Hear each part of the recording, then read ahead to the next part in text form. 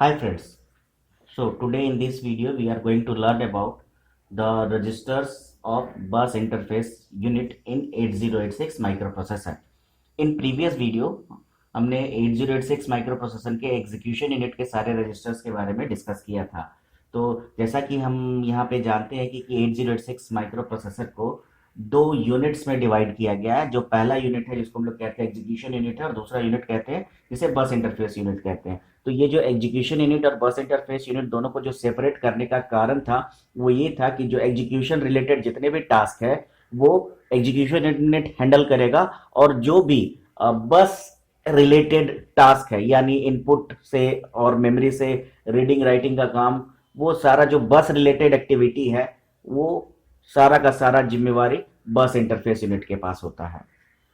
तो जब हम लोग बात करते हैं कि बस इंटरफेस यूनिट की बेसिकली बस इंटरफेस यूनिट क्या करता है, तो बस interface unit sends out addresses, fetches instructions from memory, read data from memory and ports, and write data to ports and memory.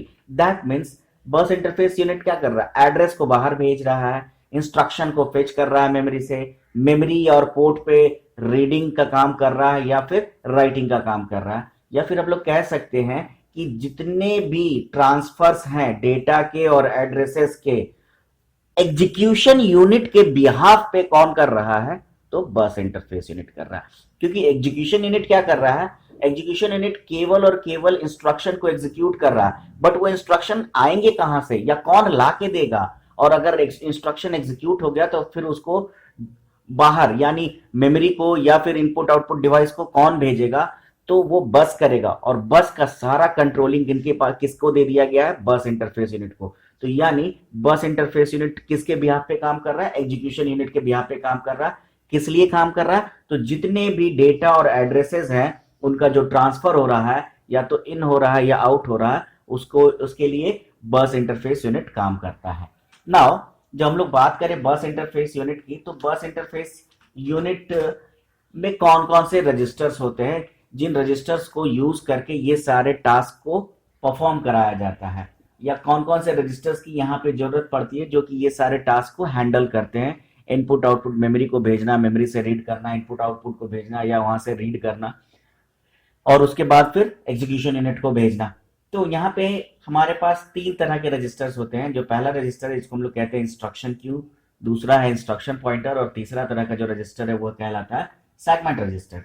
तो जब हम लोग इंस्ट्रक्शन क्यू की बात करते हैं तो इंस्ट्रक्शन क्यू बेसिकली क्या है, जो पहला हमारे पास रजिस्टर है, तो सबसे पहले यहाँ पे एक बात आती है कि क्यू, और दूसरा वर्ड है, पहला वर्ड है इंस्ट्रक्शन और दूसरा वर्ड है क्यू। तो इंस्ट्रक्शन कहने का मतलब कि what is going to what is next done by the execution unit, that is called instruction, कि क्या करना है। और क्यू का मतलब क्या है, एक लाइन है, तो यानी बहुत सारे इंस्ट्रक्शन लगे हुए हैं जो एक के बाद एक एग्जीक्यूट किए जाएंगे विद द एग्जीक्यूशन यूनिट में। तो क्यू का जो कॉन्सेप्ट होता है वो होता है फर्स्ट इन फर्स्ट आउट का कॉन्सेप्ट होता है, मतलब कि जो पहले आया है उसका एग्जीक्यूशन पहले होगा। लेकिन अब ये इंस्ट्रक्शन क्यू का कॉन्सेप्ट क्यों रखा गया है, तो सबसे पहले इंस्ट्रक्शन क्यू क्या कर रहा है या क्यों इसको यूज किया जाता है, तो बस interface unit performs all bus operations such as instruction fetching, reading writing operands from memory and calculating the address of the memory operands। तो ये सारे जो टास्क परफॉर्म हो रहे हैं, इन टास्क को परफॉर्म करने के बाद इनको कहां रखा जाएगा, तो यहां पे the instruction bytes are transfer to the instruction queue, और ये इंस्ट्रक्शन क्यू में जाते हैं। और आप फिगर में देख रहे हो कि इंस्ट्रक्शन क्यू से डायरेक्टली ये चीजें कहां जा रही है, एग्जीक्यूशन यूनिट को जा रही है। यानी एग्जीक्यूशन यूनिट कहां से है, नेक्स्ट इंस्ट्रक्शन के बारे में या क्या परफॉर्म करना है वो कहां से ले रहा है, तो इस इंस्ट्रक्शन क्यू में से ले रहा है। अब ये जो इंस्ट्रक्शन क्यू है 6 बाइट का बनाया गया, ये इसलिए बनाया गया क्योंकि हम लोग टास्क को और ज्यादा क्या कर सके, स्पीड अप कर सके। पहले क्या था 8085 माइक्रो प्रोसेसर में क्या था कि हमारे पास जो इंस्ट्रक्शन रजिस्टर था वो एक था, एक इंस्ट्रक्शन एग्जीक्यूट हुआ, अगला इंस्ट्रक्शन केवल वहां पे आएगा। लेकिन अगर जो आपका एग्जीक्यूशन यूनिट या वहां पे एएलयू इतना फास्ट काम कर रहा है कि जब तक वो दूसरा इंस्ट्रक्शन आता है तब तक वो अपना टास्क कंप्लीट करके कंप्लीट कर लिया, तो उसे वेट करना पड़ेगा नेक्स्ट इंस्ट्रक्शन के लिए। लेकिन अगर हमारे पास पहले से इंस्ट्रक्शंस पड़े हुए हैं तो टास्क क्या होगा, स्पीड अप होगा। इस कॉन्सेप्ट को कहते हैं पाइपलाइनिंग का कॉन्सेप्ट कहते हैं, यानी लगातार इंस्ट्रक्शन का फ्लो होता जा रहा और एग्जीक्यूशन यूनिट उसको एग्जीक्यूट करता जा रहा है। तो execution unit executes instruction from the instruction system byte queue to speed up program execution. The bus interface unit fetches as many as 6 instruction bytes ahead of time from memory. The prefetch instruction bytes are held for the execution unit in a first in first out group of register called a queue.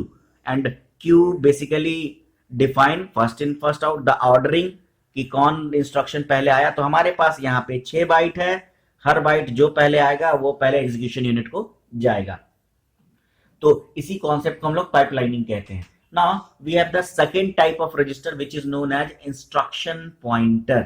अब ये instruction pointer है क्या, तो instruction pointer basically एक 16 bit का register है and ये register use किया जाता है effective memory address and code segment में जो डिस्प्लेसमेंट होता है उसको ऐड करने के लिए, ताकि फाइनल हमारा ऑपकोड का फिजिकल एड्रेस फाइंड आउट हो सके।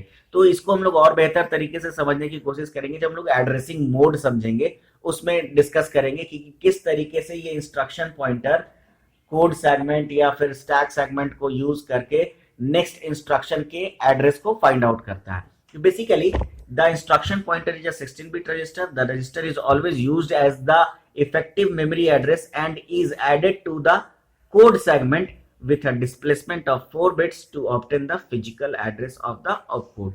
तो basically क्या है, basically ये है कि instruction pointer के पास एक एड्रेस होगा but that is not the physical address.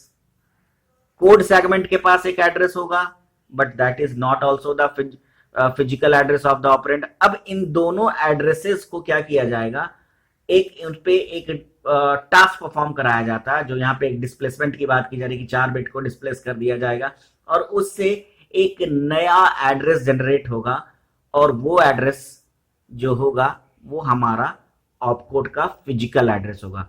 अब देखो ऑपकोड का फिजिकल एड्रेस कैसे है, यहाँ पे देखो ये 16 बिट का ही रजिस्टर है, जबकि 8086 माइक्रो प्रोसेसर 20 बिट का एड्रेस जनरेट करता है। तो 16 बिट का अगर एड्रेस इंस्ट्रक्शन पॉइंटर रखेगा that means it is not the proper address of the opcode का फिजिकल एड्रेस तो है नहीं, तो हमें क्या चाहिए, 20 बिट का एड्रेस चाहिए। तो वो 20 बिट के एड्रेस को बनाने के लिए यहाँ पे कोड सेगमेंट या बेस रजिस्टर के साथ कुछ काम किया जाता है ताकि वो हमें ऑपकोड का वैल्यू मिल जाता है, फिजिकल एड्रेस मिल जाता है। The instruction pointer is incremented after each opcode fetch to the point to the next instruction. तो ये ऑब्वियस सी बात है कि इंस्ट्रक्शन पॉइंटर क्या होगा, को इंक्रीमेंट कर दिया जाएगा। जैसे ही एक ऑपकोड फेच कर लिया जाएगा, अब दूसरे के नंबर आ गई, मतलब उसको 1 से इंक्रीमेंट कर दिया जाएगा।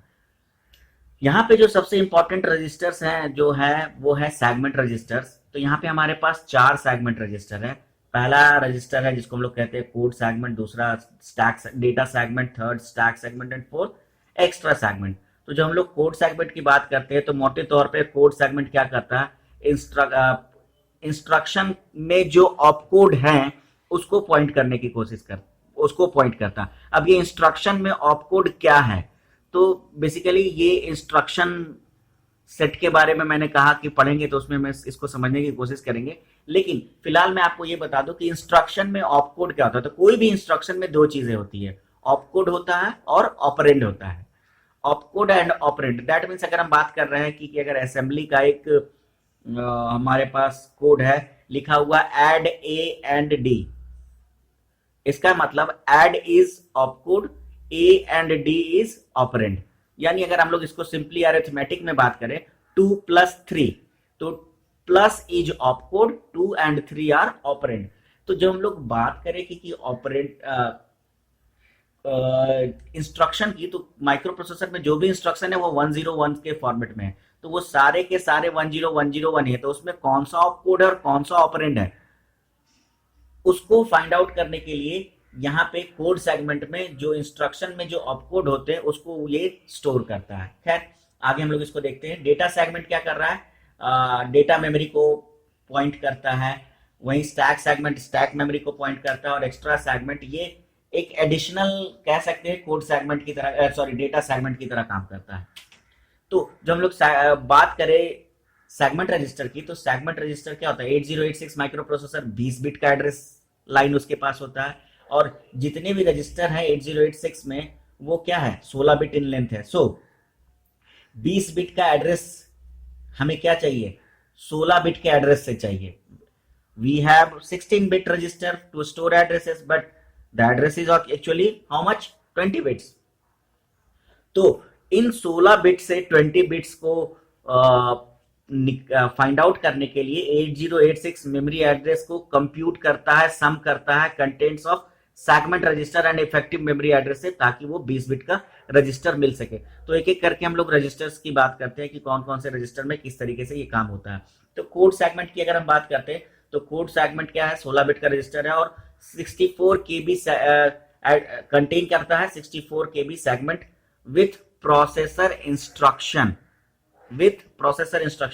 The physical address of the next instruction is to be fetched is formed by combining the current contents of the code segment and the current contents of the instruction pointer, that means IP register. तो यानी जो 16 bit का हमारे पास address है code में, जो op code, code कहने का मतलब यहां ऑप कोड की बात कर रहे हैं, क्योंकि कौन सा ऑप कोड है इंस्ट्रक्शन में उसका फिजिकल लोकेशन क्या है। तो उस फिजिकल लोकेशन को फाइंड आउट करने के लिए जो कोड सेगमेंट में 16 बिट का रजिस्टर है और इंस्ट्रक्शन पॉइंटर में जो कंटेंट है और कोड सेगमेंट में जो कंटेंट है, दोनों को कंप्यूट किया जाएगा और एक 20 बिट का एड्रेस जनरेट किया जाएगा, और वो जो ऑप कोड होगा, ऑपरेशन कोड, उसका वो एक्चुअली फिजिकल एड्रेस होगा। वहीं स्टैक सेगमेंट की बात करते हैं, तो स्टैक सेगमेंट भी क्या है, क्योंकि 16 बिट का रजिस्टर है और 64 केबी के सेगमेंट विथ प्रोग्राम स्टैक के एड्रेस को क्या करता है, कंटेन करता है। और सिंपली यहां पे भी क्या होता है, the processor assumes that all data reference by the stack pointer and base pointer register is located in stack segment. यानी यहां पे भी जो प्रोसेसर समझता है कि स्टैक पॉइंटर में और बेस पॉइंटर रजिस्टर में जो भी है वो क्या होता है, स्टैक सेगमेंट का डेटा है, लेकिन वो स्टैक सेगमेंट के डेटा को यहाँ पे उनके एड्रेस को स्टोर किया जाता है ताकि उसको फेच किया जा सके। डेटा सेगमेंट क्या है, जो AX, BX, CX and DX और इंडेक्स रजिस्टर जो होते हैं, source index and destination index जो होते हैं, उन सारे का डेटा कहां पे जाके स्टोर होता है, तो डेटा सेगमेंट में स्टोर होता है। और ये भी एक 16 बिट का रजिस्टर है। और जैसा कि मैंने बताया, एक्स्ट्रा सेगमेंट एक 16 बिट का रजिस्टर है जो कि एडिशनली यूज किया जाता है एक अनदर डेटा सेगमेंट के तौर पे। यानी डेटा सेगमेंट में कुछ डेटा है ऑलरेडी और हमें कुछ और डेटा स्टोर करना है, तो उस समय हम लोग एक्स्ट्रा सेगमेंट को इस्तेमाल कर सकते हैं। So this is all about all the registers of 8086 microprocessor, 8086 microprocessor के बस इंटरफेस यूनिट के सारे रजिस्टर्स को हमने देखा, और वहीं हमने एग्जीक्यूशन यूनिट के भी रजिस्टर्स को देखा।